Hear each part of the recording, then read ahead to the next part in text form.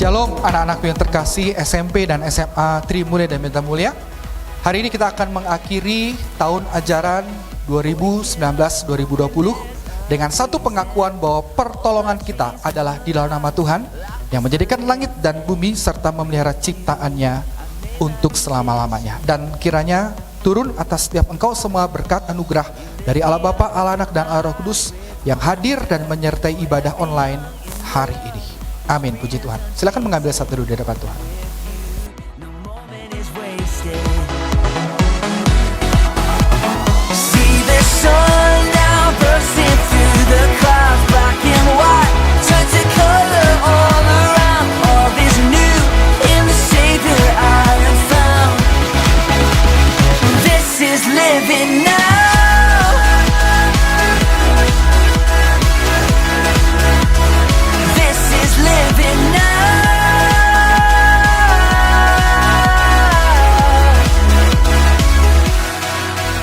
Shalom semuanya.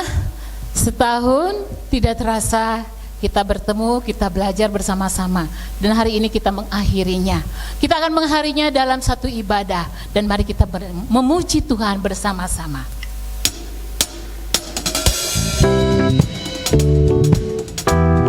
Mari semua memuji Tuhan. Kasih yang begitu besar, lebih kuat dari dosa. Kasih yang menemukanku, selamatkan dan pulihkanku. Ku naikkan syukurku, ku tak akan berhenti memuji, meninggikan namamu selalu, menari, memuliakanmu. Dibebaskan, dibangkitkan, hidup yang kau berikan kini hanya untukmu.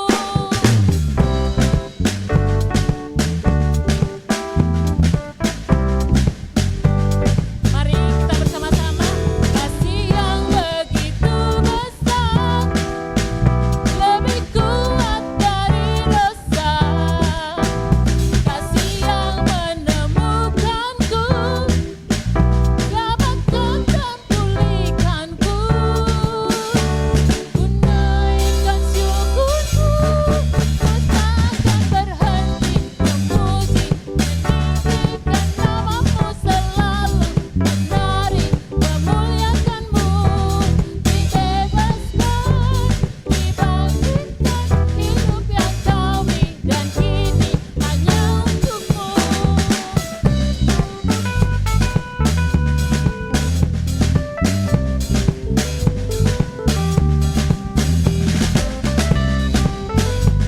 Mari mengucap syukur bersama-sama. Ku naikkan syukurku, ku naikkan syukurku, memuji, meninggikan namamu selalu, menari, memuliakanmu. Dibebaskan, dibangkitkan, hidup yang kau berikan kini hanya untukku. Ku tak berhenti memuji, meninggikan namamu selalu, menari, memuliakanmu. Dibebaskan, dibangkitkan, hidup yang kau berikan kini hanya untukmu. Hidup yang kau berikan kini hanya untukmu.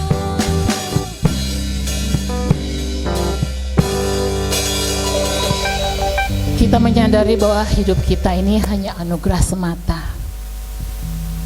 Tidak ada yang bisa kita banggakan dari diri kita. Mari kita mengucap syukur dengan apa yang sudah Tuhan beri. Mari kita bersama-sama menaikkan pujian.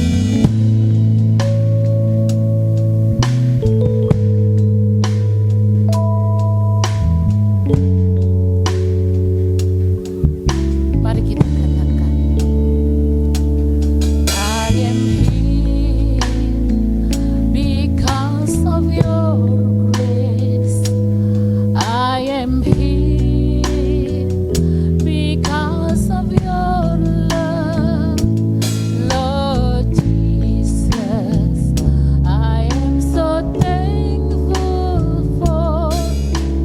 your grace abounds me. Thank you, Jesus, Jesus, Jesus. Thank you, Jesus. It's only by your grace that I could live today. Forever I will praise your name.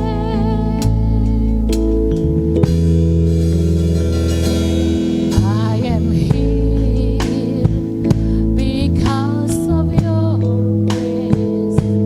I am here because of your love, Lord Jesus. I am so thankful for your grace abounds to me. Thank you, Jesus, Jesus, Jesus. Thank you, Jesus. It's only by your grace that I could live today. Forever I will praise your name.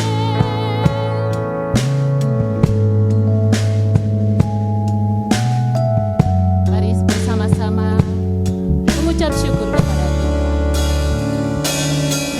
Ada sebab anugerah-Mu, ku ada karena kasih-Mu, Tuhan Yesus. Ku berterima kasih buat kasih rahmat-Mu. Terima kasih, Yesus, Yesus. Terima kasih, hanya anugerah-Mu buat hidupku sekarang. Bukan memuji-Mu selamanya. Terima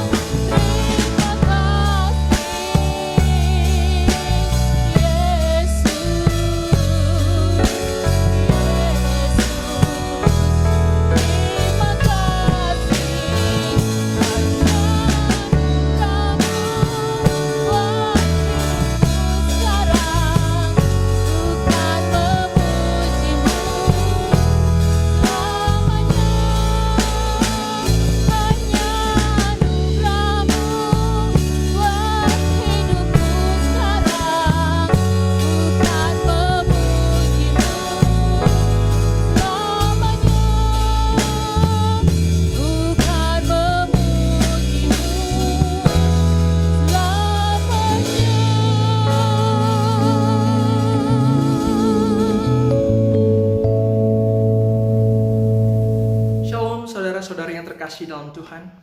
Kita bersuka hari ini karena siswa dan siswi SMP dan SMA Trimulya sudah sampai kepada penutupan tahun ajaran. Kita percaya ada orang tua yang selalu mendukung dari belakang. Kita percaya ada guru-guru yang selalu mendukung, memberikan arahan, memberikan pengajaran yang baik. Dan kita percaya ada penyertaan Tuhan dan anugerah Tuhan setiap harinya, sehingga kita bisa ada sampai saat ini. Haleluya, puji Tuhan. Nah, hari ini kita akan merenungkan satu bagian firman Tuhan dengan tema Grateful Heart, hati yang penuh dengan ucapan syukur. Dan firman Tuhan hari ini terambil di dalam Habakuk pasal ketiga ayat 17 sampai dengan 19. Saya akan membacakan untuk kita sekalian. Demikianlah bunyi firman Tuhan. Sekalipun pohon ara tidak berbunga, pohon anggur tidak berbuah, hasil pohon zaitun mengecewakan, sekalipun ladang-ladang tidak menghasilkan bahan makanan, kambing domba terhalau dari kurungan, dan tidak ada lembu sapi dalam kandang, namun aku akan bersorak-sorak di dalam Tuhan, beria-ria di dalam Allah yang menyelamatkan aku. Allah, Tuhanku itu kekuatanku. yang membuat kakiku seperti kaki rusa, yang membiarkan aku berjejak di bukit-bukitku. Demikianlah bunyi firman Tuhan yang begitu indah. Tibalah saatnya kita merenungkan bagian ini lebih dalam. Mari kita tunduk kepala, kita berdoa. Tuhan Allah Bapa yang baik, buka mata, hati, dan pikiran kami, supaya kami bisa melihat keindahan dan kebenaran-Mu di dalam Yesus Kristus. Urapi hamba-Mu yang penuh dengan keterbatasan ini, supaya bisa mengkomunikasikan pesan-Mu kepada pendengar, sesuai dengan apa yang ingin Kau nyatakan kepada mereka. Kami berdoa hanya di dalam nama Yesus Kristus, penebus kami yang hidup. Amin. Saudara yang terkasih dalam Tuhan, kita berada di dalam satu perubahan yang cepat. Dunia yang kita tinggal itu bergulir dan bergilir dengan cepat, dan yang terjadi adalah satu peristiwa ke peristiwa yang lain, dan peristiwa yang kecil ataupun besar itu dapat merubah dunia yang kita tinggali. Kita ambil contoh di abad ke-17, ada seorang filsuf bernama René Descartes yang menyatakan satu statement, I think, therefore I am. Aku berpikir, maka aku ada. Maka yang terjadi apa? Boom! Yang terjadi adalah zaman enlightenment, zaman pencerahan. Setelah itu yang namanya sains, ilmu pengetahuan, dan zaman modern itu terjadi, ilmu pengetahuan berkembang, teknologi berkembang. Hanya karena satu statement. Lalu kemudian kita melihat satu contoh lagi dalam sejarah. Ada ahli bakteri dari Skotlandia yang kemudian dia keluar dari laboratoriumnya, dia balik, laboratoriumnya berantakan, cawan satu dengan cawan satu saling beradu, cairan saling tumpah satu sisi ke sisi lain. Dan di dalam cairan-cairan yang tumpah itu akhirnya secara kebetulan terbentuk satu zat yang disebut dengan zat antibiotik. Dan melalui antibiotik itu bisa menyembuhkan berbagai penyakit. Di Eropa yang usianya manusia kurang lebih 30 tahun bisa bertambah usianya. Dan kita tahu setelah antibiotik itu ditemukan, revolusi kesehatan, riset mengatakan bahwa umur manusia setiap tahunnya bertambah 3 bulan. Karena manusia lebih better dan bisa mengatasi penyakit melalui antibiotik. Itu terjadi karena kebetulan. Satu peristiwa yang aneh tapi merubah dunia. Dan bahkan kita tahu di konteks saat ini, di saat kita berada, ada satu perubahan yang begitu cepat. Tiba-tiba ada satu virus yang bernama COVID-19 yang kecil, yang tidak bisa dilihat mata, itu mempengaruhi dunia. Hasil kita tidak bisa keluar lagi, kita terkunci di rumah, kita tidak bisa bertemu dengan orang yang kita sayangi, kasih lagi sebebas seperti biasa. Kita kerja online, kita belajar online, kita ngajar online. Dan kita seperti seorang rapper Indonesia, Saikoji, yang menyatakan bahwa siang malam kita online. Saudara yang terkasih dalam Tuhan, kita melihat bahwa satu kalimat, statement bisa merubah dunia. Satu peristiwa yang terjadi secara kebetulan bisa merubah dunia. Dan bahkan satu virus kecil itu bisa merubah dunia yang kita tinggali. Di tengah perubahan yang begitu cepat itu, terkadang kita manusia tidak siap merespon terhadap perubahan itu. Alhasil apa? Kita stres, kita depresi, dan kita kemudian 3M. Apa itu? 3M, kita mengeluh, dan mengeluh. Kita bertanya, kau begini, kau begitu. Tapi Bapak Ibu sekalian, kita tidak sendiri. Karena di dalam pembacaan firman Tuhan kita hari ini, kita melihat bahwa Nabi Habakuk mengalami pergumulan yang serupa. Nabi Habakuk berada di dalam satu kondisi perubahan yang cepat dengan pergumulan yang tidak mudah. Sebelumnya Raja Yehuda, bangsa Yehuda itu dipimpin oleh Raja Yosia yang baik, yang saleh, yang takut akan Tuhan, kerajaan Yehuda baik.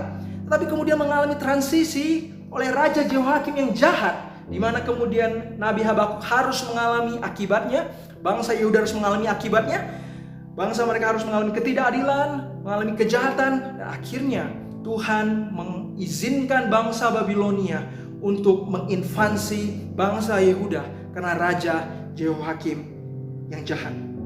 Maka di tengah konteks perubahan hidup yang tidak mudah ini, yang terjadi secara tiba-tiba ini, karena Raja Jehoiakim yang jahat, yang baru saja menggantikan Raja Yosia ini, tidak heran ketika membaca pasal 1 dari kitab Habakuk, kita akan menemukan Nabi Habakuk komplain kepada Tuhan. Kita baca saja pasal 1. Seolah-olah ia mengatakan, Tuhan di mana engkau? Mengapa ini terjadi? Dan saudara, mungkin inilah kondisi kita saat ini. Di tengah masa pandemi ini kita mungkin bertanya kepada Tuhan, Tuhan, mengapa ini terjadi? Dan di mana engkau. Tetapi menariknya, di pasal 2, Nabi Habakuk yang komplain kemudian berubah tonnya. Dia mengatakan bahwa orang benar akan hidup karena iman percayanya. Wow, dari komplain ia mendeklarasikan imannya.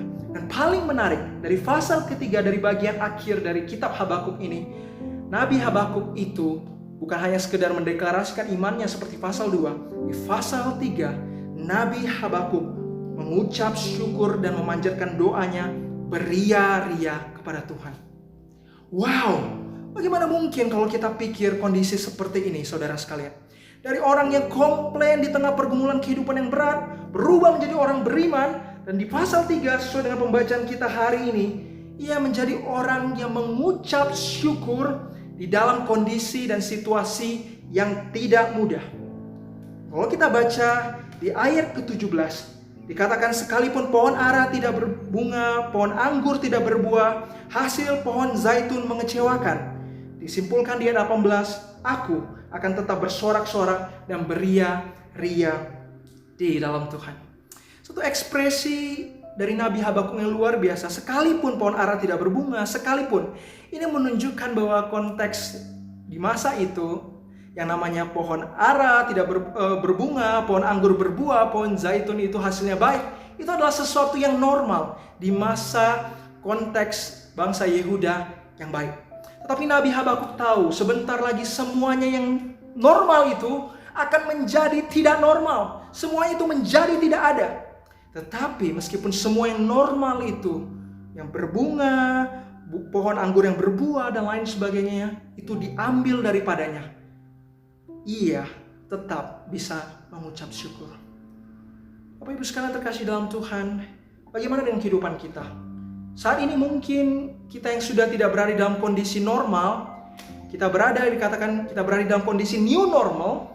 Kondisi kita yang di old normal kita, yang kita bisa bertemu dengan orang, segala sesuatu, kita bisa pergi olahraga saat ini, kita bisa pergi hangout dengan teman-teman di mall, kita kemudian mungkin rindu dengan kantor kita daripada kita terkunci di rumah. Kita punya ekspresi dengan what I used to be, what I used to go. Segala sesuatu yang kita rindukan, segala sesuatu yang normal itu kemudian sudah hilang daripada diri kita, daripada kehidupan kita, daripada dunia yang kita tinggali. Pertanyaannya, bagaimana mungkin kita masih bisa mengucap syukur seperti Nabi Habakuk? Dan mungkin justru kita berbeda dengan Nabi Habakuk. Kita negatif, kita menggerutu, dan kita kemudian menyalahkan Tuhan. Saudara yang terkasih dalam Tuhan, sebenarnya apa rahasia daripada Nabi Habakuk untuk bisa memiliki grateful heart di tengah konteks perubahan dunia yang begitu cepat itu? Sebenarnya jawabannya cuma satu. Saya yakin mengapa Nabi Habakuk itu bisa terus mengucap syukur di dalam segala kondisi dan situasi. Karena ia menyadari dan ia percaya bahwa situation will or might change, but God remain unchanged. Situasi dan kondisi bisa berubah, tetapi Allah yang aku percaya tidak bisa dan tidak akan berubah. Saudara, sebenarnya rahasia kita bisa mengucap syukur setiap hari dalam segala kondisi karena menyadari bahwa kita memiliki Allah yang tidak akan berubah dan tidak bisa berubah. Tidak akan berubah dalam apa?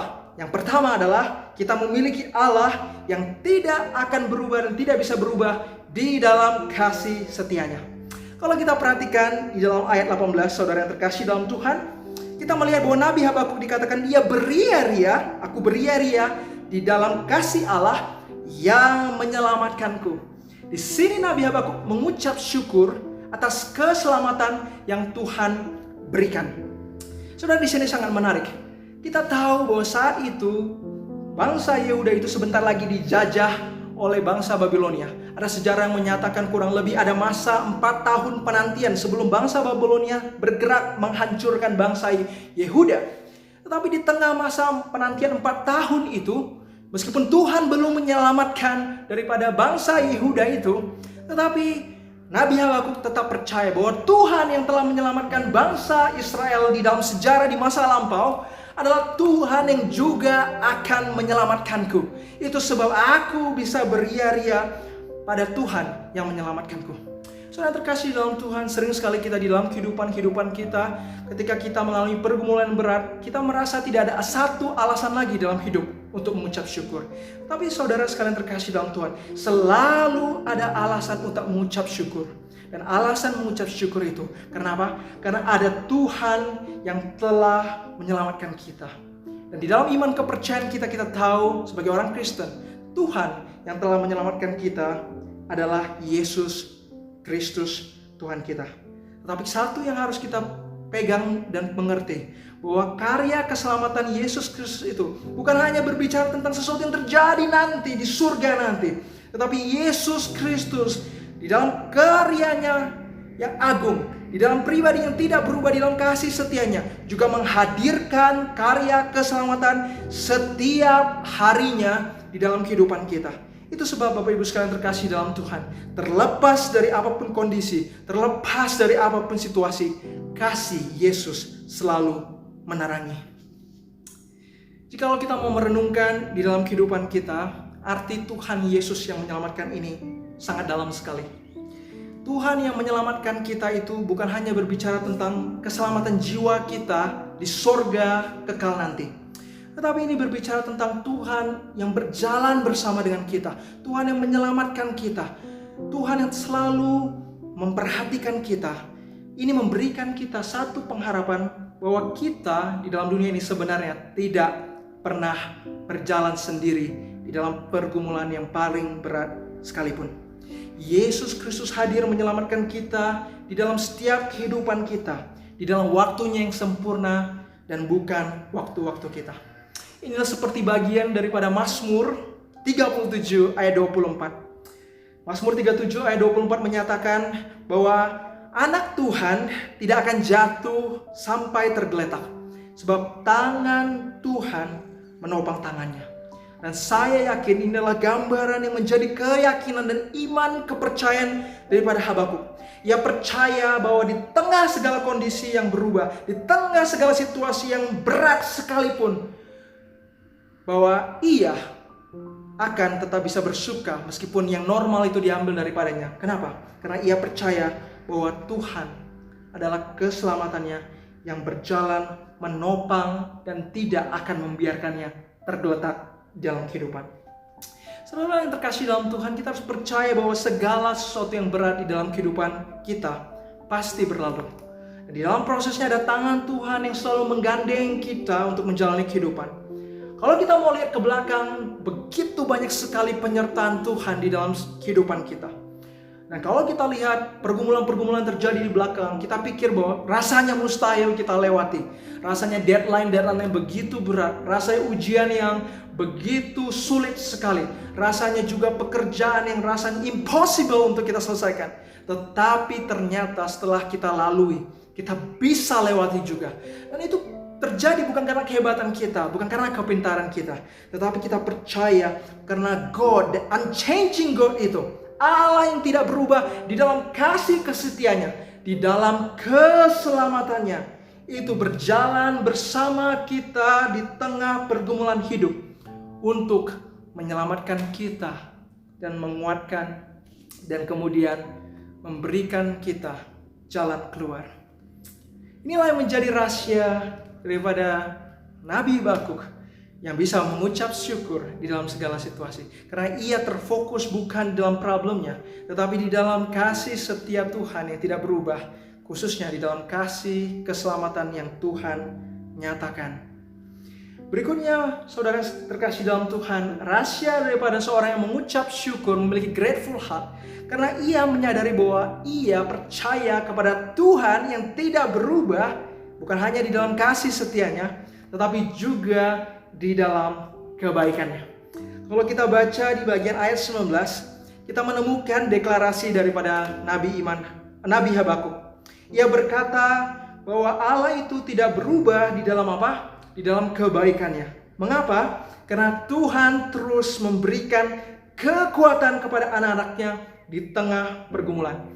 Itu sebab kalau kita baca di ayat 19 dengan jelas dikatakan Nabi Habakuk berkata, Allah itu kekuatanku. Saudara terkasih dalam Tuhan, kekuatanku ini menarik sekali. Dalam bahasa Ibrani, kata kekuatan ini memakai kata noun hayil. Ini menunjukkan kekuatan ini adalah kekuatan yang bukan kekuatan biasa, tetapi kekuatan seperti tentara ratusan banyaknya. Dengan kata lain, Nabi Habakuk ingin mengatakan bahwa sekalipun tentara Babilonia yang ratusan banyaknya itu akan sebentar lagi menginvasi, menghabiskan bangsa Yehuda karena penghakiman Allah datang kepada Raja Joakim dan bangsa Yehuda, tetapi aku tetap akan memiliki kekuatan ratusan kali lipat seperti tentara yang datang menghampiri. Mengapa? Karena ada Tuhan yang begitu baik yang menghadirkan kekuatannya di dalam kehidupanku. Saudara yang terkasih dalam Tuhan, wow, ini satu yang luar biasa. Di sini kita mendapat pengertian bahwa sebagai anak Tuhan sebenarnya kita diberi kuasa untuk bisa tetap teguh di dalam pergumulan kita. Tuhan beri kita kekuatan yang sebanding dengan pergumulan kita. Tetapi terkadang di dalam kehidupan kita, kita lebih cepat mengeluh, kita lebih cepat menyerah, dan kita tidak mengandalkan kekuatan Tuhan. Tapi firman Tuhan ingatkan bahwa segala sesuatu, pergumulan yang Tuhan izinkan terjadi dalam kehidupan kita, baik dalam skala kecil ataupun besar, itu pasti tidak akan melebihi kapasitas dan kekuatan kita. Tuhan pasti memberikan kekuatan kepada kita untuk melalui pergumulan yang kita hadapi. Saudara, di sini kemudian Nabi Habakuk di ayat 19 kemudian menjelaskan lagi, Tuhan adalah kekuatanku dan bahkan Ia memberi kekuatan seperti rusa, kakiku seperti rusa. Ini adalah satu ungkapan yang sangat menarik sekali. Ungkapan kaki rusa ini adalah satu ungkapan kalau kita lihat di dalam perjanjian lama, juga pernah dinyatakan oleh Daud di dalam 2 Samuel 22 ayat 34. Kita akan menemukan di mana Raja Daud yang mengalami pergumulan berat, tetapi ia tetap beriman kepada Tuhan. Dia percaya bahwa Tuhan itu memberikan kekuatan, kakinya seperti rusa yang mampu menguatkan dia dan mampu membuat ia berdiri tegak di dalam kondisi yang berat. Kalau kita mau belajar dan melihat anatomi daripada rusa, kalau kita belajar biologi, struktur daripada kaki rusa, saudara sekalian terkasih dalam Tuhan, kita melihat kakinya panjang, ototnya kuat, yang memungkinkan daripada rusa itu bisa loncat tinggi dan kemudian mendarat dengan kokoh. Rusa juga memiliki struktur kuku yang unik, yang membuat dia di tengah konteks cuaca ekstrim seperti salju pun ia bisa terus berlari dengan kencang. Lalu kemudian kuku daripada rusa yang terdiri dari keratin, protein, dan kemudian juga dari bagian-bagian yang keras, yang katanya itu lebih keras daripada tulang, itu membuat rusa itu bisa tetap berdiri teguh di dalam bukit. Ini sebenarnya gambaran yang Tuhan ingin menyatakan kepada kita, bahwa di tengah pergumulan hidup, Tuhan itu sedang menyatakan kebaikannya dengan memberikan kekuatan kepada kita, sehingga kita bisa teguh menghadapi pergumulan yang berat di dalam kondisi yang paling ekstrim sekalipun. Maka di sini menjadi sebenarnya refleksi bagi kita anak-anak Tuhan. Sering sekali dalam kehidupan kita minta Tuhan untuk keluarkan kita dari problem. Tuhan, aku mau problem ini segera selesai. Tuhan, aku mau pandemi ini segera berlalu. Kita mau segala sesuatu permasalahan kesulitan kita yang berat itu diambil daripada kita. Tapi terkadang itu bukan jawaban daripada Tuhan. Terkadang Tuhan tidak mau dengan cepat memberikan kita keluar dari problem itu. Tapi Tuhan mau memberikan kita kekuatan. Dan kemudian kita berjuang di dalam kehidupan ini dengan mengandalkan kekuatan Tuhan. Tuhan tidak mau kita menjadi anak-anak manja yang kemudian merengek kepada Tuhan. Tuhan, jauhkan aku dari pencobaan. Tetapi Tuhan mau kita berjalan menghadapi pergumulan dengan mengandalkan kekuatannya selalu. Saudara, sebesar apa pergumulan yang kita hadapi, sebesar itu juga kekuatan dan ketangguhan yang Tuhan berikan untuk kita menghadapi pergumulan ini. Saudara yang terkasih dalam Tuhan, inilah rahasia besar bagaimana kita terus bisa mengucap syukur di dalam segala kondisi. Yaitu apa? Kita memiliki iman kepercayaan. Kita terfokus bukan kepada problem kita, kepada kesulitan kita, ke dalam keterbatasan kita. Tetapi kita mau fokus kepada Allah yang tidak berubah. Di dalam apa? Di dalam kasih setianya, di mana Ia menyelamatkan kita. Dan di mana Allah itu tidak berubah di dalam kebaikannya. Karena Ia terus menguatkan kita di dalam pergumulan kehidupan kita. Saudara terkasih dalam Tuhan, di New York ada 2 arsitektur yang luar biasa. Kalau kita melihat yang pertama di Fifth Avenue di depan RCA Building, ada satu gambar patung Atlas. Atlas itu adalah satu dewa mitologi Yunani yang menanggung beban dunia di belakang pundaknya. Kita melihat dia terbeban dan berat sekali dia menanggung beban dunia itu.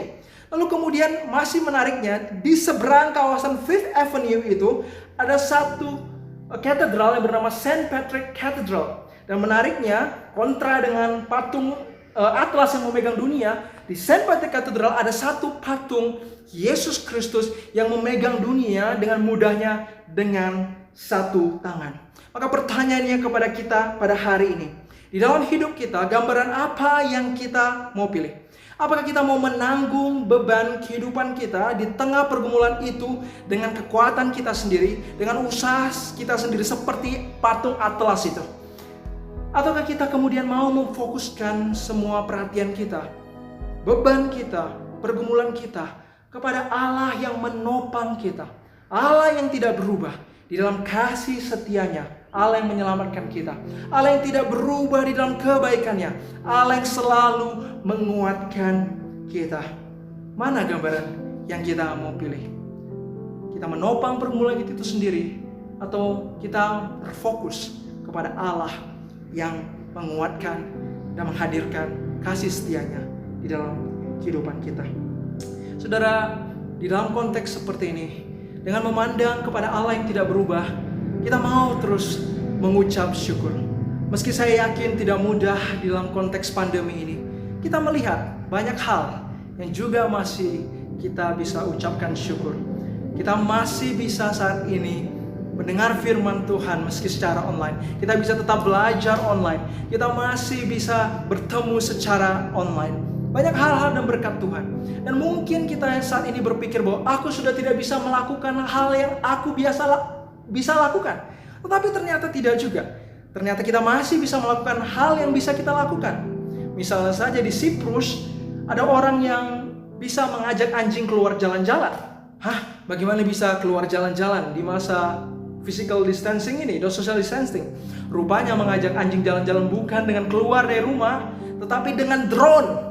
Jadi dia memakai alat drone keluar, membawa anjingnya keluar jalan komplek. Kita pikir kita tidak bisa melakukan apa yang biasa kita lakukan. Ada orang mengatakan bahwa di masa seperti ini aku sudah tidak bisa melakukan apa yang aku inginkan. Aku tidak bisa menikah dan lain sebagainya. Tetapi ternyata di Indonesia masih bisa menikah. Dan ada orang yang membuka usaha menikah dengan green screen di belakangnya, mengganti layarnya. Jadi mereka tetap bisa menikah di rumah, tetapi mengganti layarnya dengan teknologi yang canggih. Saudara sekalian terkasih dalam Tuhan, banyak hal yang masih bisa kita lakukan di tengah pergumulan yang berat ini. Dan itu terjadi karena anugerah Allah yang tidak berubah itu menyatakan berkat-Nya di dalam kehidupan kita. So we need to keep positive. We need to be grateful always in the Lord. Kita mau belajar bersama seperti Nabi Habakuk. Ketika kita fokus kepada Allah yang tidak berubah, situation will change, condition may change, but God will remain unchanged in His loving kindness and in His goodness. Kiranya kita bisa mendeklarasikan seperti Nabi Habakuk yang berkata, sekalipun pohon ara tidak berbunga, pohon anggur tidak berbuah, hasil pohon zaitun mengecewakan, sekalipun ladang-ladang tidak menghasilkan bahan makanan, kambing-kambing terhalau dari kurungan, dan tidak ada lembu-lembu dalam kandang, namun aku akan bersorak-sorak di dalam Allah dan beria-ria di dalam Allah yang menyelamatkan aku. Allah yang membuat kakiku kuat seperti kaki rusa yang sangat kokoh. Demikianlah bunyi firman Tuhan yang mengajak kita untuk bisa terus mengucap syukur. Dan rahasianya adalah karena kita memiliki Allah yang begitu baik kepada kita, dan tidak berubah di dalam kasih setianya dan kebaikannya. Saya mengajak saudara sekalian setiap hari, ketika bangun tidur atau ketika kita memiliki waktu di dalam kehidupan kita, waktu kosong, atau kita menyediakan waktu, kita berdoa di dalam hadirat Tuhan. Kita tidak usah meminta ini, kita tidak usah meminta itu, tapi kita tenang. Kita justru datang mengucap syukur, say thanks. Kita bukan meminta-minta kepada Tuhan, tetapi di dalam doa kita say thanks atas kebaikan Tuhan dan penyertaan Tuhan selama ini di dalam kehidupan kita. Nah, ketahuilah, sebagai orang Kristen kita sering mengatakan hidup memuliakan Tuhan, glorify God, glorifying God in everything in our life. Tapi sebenarnya memuliakan Tuhan itu sederhana. Itu dimulai dengan hati yang mengucap syukur. Grateful heart is to be glory of God. Mengucap syukur adalah untuk kemuliaan Tuhan dan adalah suatu ekspresi yang memuliakan Tuhan. Be grateful always, have a grateful heart. Then that's mean we glorify God. Kiranya bagian firman Tuhan ini menjadi satu perenungan yang menguatkan kita di tengah segala kondisi. Mari kita bersatu di dalam doa. Tuhan Allah Bapa yang baik, kami mengucap syukur kami sudah mendengar kebenaran firman Tuhan. Kami tahu hari ini bahwa rahasia bahwa kami untuk bisa mengucap syukur selalu, memiliki grateful heart, kalau kami tidak terfokus pada kondisi, tidak terfokus pada situasi, tetapi kami mau terfokus kepada Allah yang tidak berubah di dalam kasih setia dan kebaikannya. Dan ini yang kita mau pegang, kami pegang seumur hidup kami. Hanya di dalam Yesus Kristus, penebus kami yang hidup, kami berdoa dan mengucap syukur. Amin. Tuhan berkati, and God bless you all. Kita akan mengakhiri ibadah ini. Mari kita bersama-sama memuji Tuhan, memohon berkat Tuhan untuk kita semua.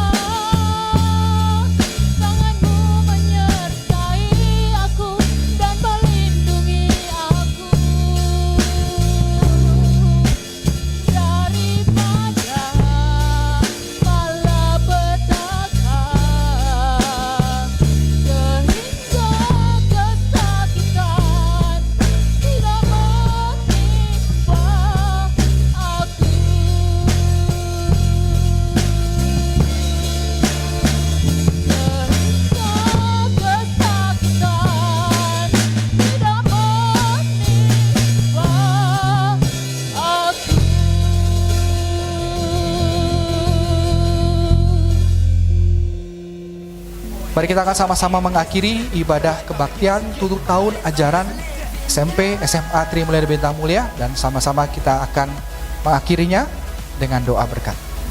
Kiranya berkat anugerah daripada Allah Bapa, penebusan di dalam Yesus Kristus, kekuatan penghiburan dari Allah Roh Kudus, menyertai dan memberkati setiap engkau dimanapun engkau berada, mulai dari hari ini sampai Yesus datang kedua kalinya, bahkan sampai dengan selama-lamanya. Amin.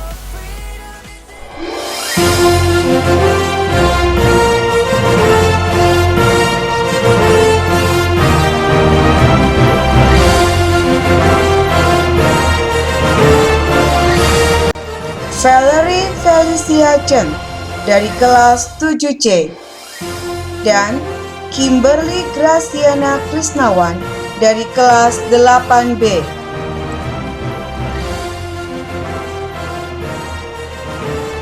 Joanne Lin Hartono dari kelas 7C dan Alvina Caroline dari kelas 8B.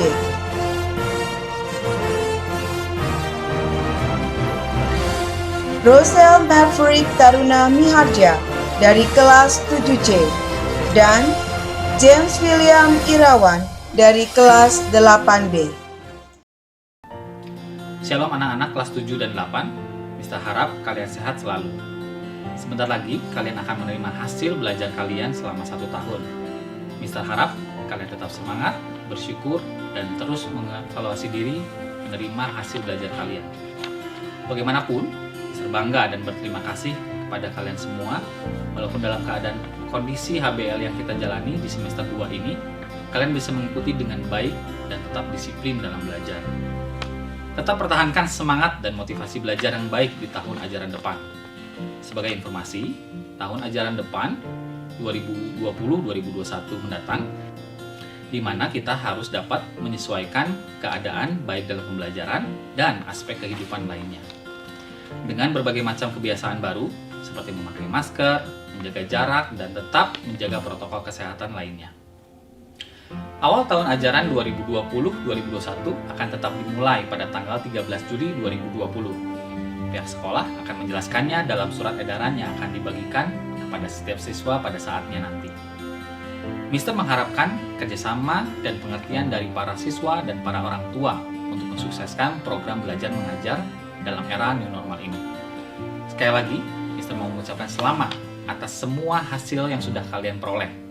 Silakan menikmati liburan kalian, tetap jaga kesehatan, jaga jarak aman, dan jangan lupa tetap berdoa. Tuhan Yesus memberkati.